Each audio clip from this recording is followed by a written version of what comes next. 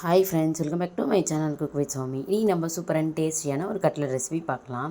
First time நம்ம channel பார்க்குறவங்க like பண்ணுங்கள், கமெண்ட் பண்ணுங்கள், ஷேர் பண்ணுங்கள், சப்ஸ்கிரைப் பண்ண மறந்துடாதீங்க. சப்ஸ்கிரைப் பண்ணிட்டு பெல் பட்டனை கிளிக் பண்ணுங்கள். இப்போ வந்து நம்ம சூப்பரான டேஸ்டியான ஒரு ஈஸியான கட்லட் ரெசிபி ஸ்கூல் விட்டு வர குழந்தைங்களுக்கு ஈஸியாக சிம்பிளாக செஞ்சு தரலாம். அதுக்கு நமக்கு உருளைக்கிழங்கு மட்டும் இல்லைங்க, வாழைக்காவும் சேர்த்து தான் நம்ம இன்றைக்கி பண்ண போகிறோம். இப்போ வாழைக்காய் உருளைக்கிழங்கு ரெண்டுத்தையுமே நான் வேக வச்சு எடுத்துருக்கேன். இப்போ அதோடய தோலை வந்து நம்ம நீக்கி எடுத்துக்கலாம். கடலை மாவு வந்து எடுத்துருக்கேன். ரொம்ப ஈஸியான ரெசிபி தான் ஃப்ரெண்ட்ஸ், கண்டிப்பாக வந்து ட்ரை பண்ணி பாருங்கள். பிகினர்ஸ் கூட கண்டிப்பாக ட்ரை பண்ணலாம். அவ்வளோ ஈஸியான டேஸ்டியான ரெசிபி. இப்போ நம்ம இது எல்லாமே தோல் உரித்து இந்த மாதிரி வந்து நான் சேர்த்துட்டேன். இப்போ இது எல்லாத்தையும் நம்ம மேஷ் பண்ணிக்கலாம். மேஷர் வச்சு மேஷ் பண்ணிக்கோங்க, இல்லை கையிலேயே கூட மசிச்சிக்கலாம். இந்த மாதிரி நம்ம வாழைக்காய் அதுக்கப்புறம் உருளைக்கிழங்கு நல்லா வேக வச்சுட்டு இந்த மாதிரி நல்லா வந்து மசிச்சிக்கலாம் ஃபஸ்ட்டு. இதுதான் வந்து நமக்கு பேஸு. நம்ம பண்ணுற கட்லெட்டுக்கு வந்து பார்த்திங்கன்னா முக்கியமான பேஸ் வந்து இது தான். இதுலேயே உங்களுக்கு பிடிச்ச வெஜிடபிள்ஸும் நீங்கள் வந்து சேர்த்து பண்ணலாம். வெங்காயத்தோடு வந்து பார்த்திங்கன்னா பீன்ஸு, கேரட்டு, பட்டாணி இதெல்லாம் சேர்த்தும் பண்ணலாம். ரொம்ப சூப்பராக இருக்கும். ஆனால் நான் இன்றைக்கி சிம்பிளாக வந்துட்டு வாழைக்காய் உருளைக்கிழங்கு மட்டும் வச்சு நான் பண்ணி காட்டுறேன். பச்சை மிளகாய், வெங்காயம், கருவேப்பிலை சேர்த்துருக்கேன். இப்போ இது எல்லாத்தையும் நம்ம நல்லா வந்து மிக்ஸ் பண்ணிக்கலாம் ஃப்ரெண்ட்ஸ். பாருங்கள், நம்ம வாழைக்காய் அதுக்கப்புறம் வந்து உருளைக்கிழங்கு இப்போ நமக்கு தேவையான அளவுக்கு உப்பு சேர்த்துக்கலாம். கருவேப்பிலை சேர்த்துருக்கேன், மல்லித்தழையும் கொஞ்சம் சேர்த்துக்கலாம். இப்போ கடலை மாவை வந்து சேர்த்துக்கலாம். நம்ம பைண்டிங்க்காக தான் கடலை மாவு வந்து சேர்க்குறோம். நம்ம வந்துட்டு பார்த்திங்கன்னா எண்ணெயில் போடும்போது பிரிஞ்சு வராமல் இருக்கணும் நமக்கு கட்லெட்டு. அதனால் வந்து கடலை மாவு சேர்க்குறோம். பச்சரிசி மாவு வந்து பார்த்திங்கன்னா நல்லா வந்து கிறிஸ்பியாக இருக்கணும், உள்ளே வந்து நல்ல ஒரு டேஸ்ட்டை கொடுக்கணுன்றதுக்காக. கரம் மசாலா கொஞ்சமாக நான் சேர்த்துக்கிறேன். நம்ம காரத்துக்கு பச்சை மிளகாய் தான் சேர்த்துருக்கோம். உங்களுக்கு விருப்பம் தான் நீங்கள் மிளகாய் தூள் கூட சேர்த்துக்கலாம் ஃப்ரெண்ட்ஸ். நான் வந்து பச்சை மிளகாய் அதுக்கப்புறம் வந்துட்டு கரம் மசாலா சேர்த்துருக்கேன். இப்போ இது எல்லாத்தையும் நம்ம கெட்டியாக ஃபஸ்ட்டு பிசைஞ்சிக்கலாம். தண்ணி ஃபஸ்ட்டு ஊற்றிடாதீங்க.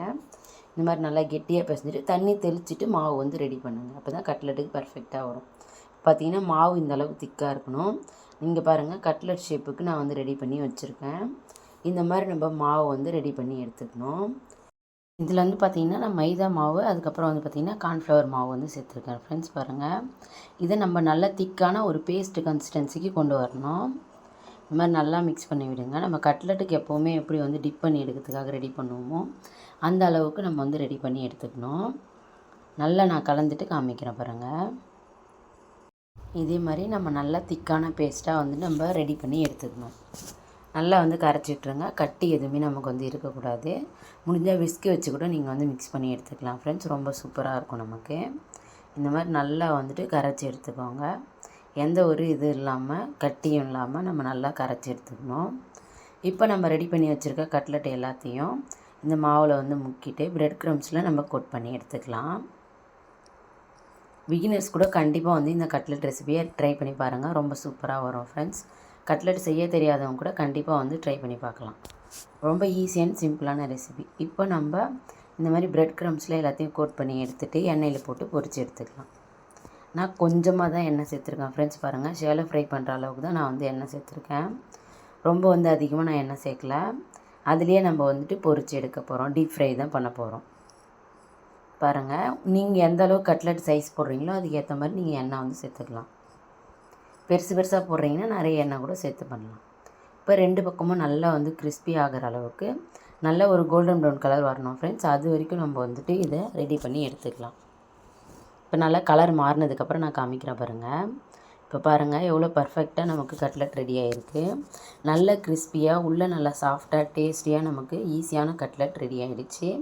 நம்மக்கிட்ட பொட்டேட்டோவும் பனானாவும் இருந்தால் போதும், ரா பனானாவும் நம்ம ஈஸியாக வந்துட்டு இந்த ஸ்நாக்ஸ் ரெசிபி ட்ரை பண்ணி கொடுக்கலாம். ஸ்கூல் விட்டு வர குழந்தைங்களுக்கு இந்த மாதிரி டிஃப்ரெண்ட்டான ரெசிபிஸை ட்ரை பண்ணி பாருங்கள். ரொம்பவே சூப்பராக இருக்கும் ஃப்ரெண்ட்ஸ். இப்போ அடுத்த பேட்சை நம்ம வந்து சேர்த்துக்கலாம். இந்த மாதிரி நான் 3 வந்துட்டு நான் வந்து சேர்த்துருந்தேன். நம்ம எண்ணெய் எந்த அளவுக்கு இருக்கோ அதுக்கேற்ற மாதிரி நம்ம ரெடி பண்ணி எடுத்துக்கலாம். ரொம்ப சூப்பராக ஈஸியாக நம்ம வந்துட்டு வீட்டில் செய்கிற ஸ்நாக் ரெசிபி தான். நம்ம டொமேட்டோ சாஸோடு இந்த மாதிரி நம்ம சர்வ் பண்ணும்போது குழந்தைங்களுக்கு ரொம்ப பிடிக்கும். இந்த மாதிரி டிஃப்ரெண்ட்டான ரெசிபிஸ்னால் குழந்தைங்க வந்து என்ஜாய் பண்ணி சாப்பிடுவாங்க. எப்போயுமே வடை, பஜ்ஜி இந்த மாதிரி இல்லாமல் இந்த மாதிரி டிஃப்ரெண்ட்டாக வந்துட்டு பொட்டேட்டோவில் செஞ்சு கொடுத்தோன்னா சின்ன குழந்தைங்கள்லேருந்து பெரியவங்க வரைக்கும் ரொம்ப என்ஜாய் பண்ணி சாப்பிடுவாங்க ஃப்ரெண்ட்ஸ். இந்த மாதிரி டிஃப்ரெண்ட்டான ரெசிபிஸ்க்கு நம்மளோட சேனலை சப்ஸ்கிரைப் பண்ணி தேங்க்யூ ஃப்ரெண்ட்ஸ். இன்னொரு சூப்பரான இன்ட்ரெஸ்டிங்கான வீடியோவில் சந்திக்கலாம். தேங்க்யூ, பாய்.